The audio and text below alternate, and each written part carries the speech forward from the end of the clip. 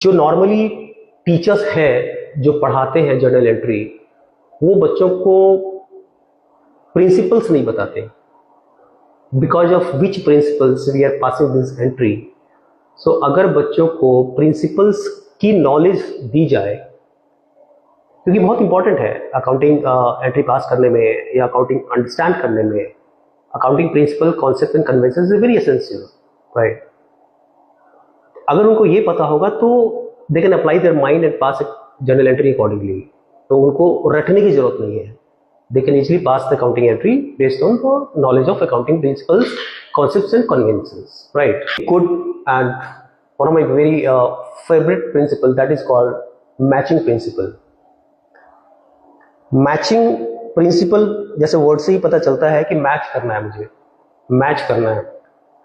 एक दूसरे के साथ मैच करना है ठीक है। तो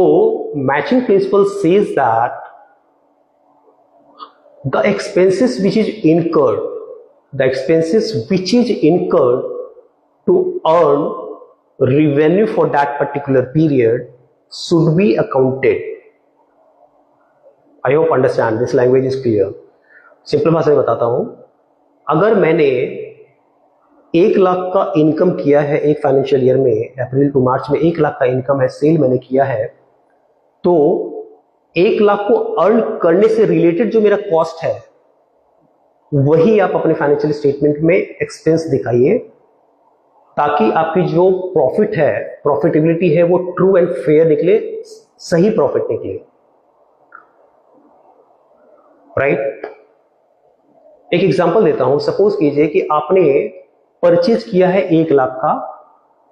ठीक है, 1 लाख कॉस्ट है परचेज का, गुड्स हम ट्रेड कर रहे हैं सामान का,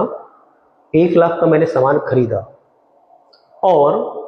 80,000 के जो कॉस्ट था, 80,000 के सामान को मैंने 1,20,000 में बेच दिया, ठीक है। तो क्या जब मैं फाइनेंशियल स्टेटमेंट बनाऊंगा, जब मैं ट्रेडिंग अकाउंट बनाने जाऊंगा, उस समय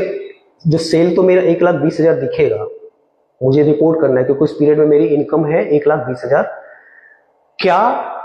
परचेज में जो कॉस्ट है 1 लाख मुझे दिखाना चाहिए या 80,000 दिखाना चाहिए? Because of this matching principle, you have to show only 80,000 as an expense on account of purchase, not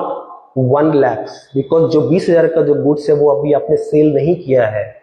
वो गुड्स आपके गोडाउन में पड़ा हुआ है,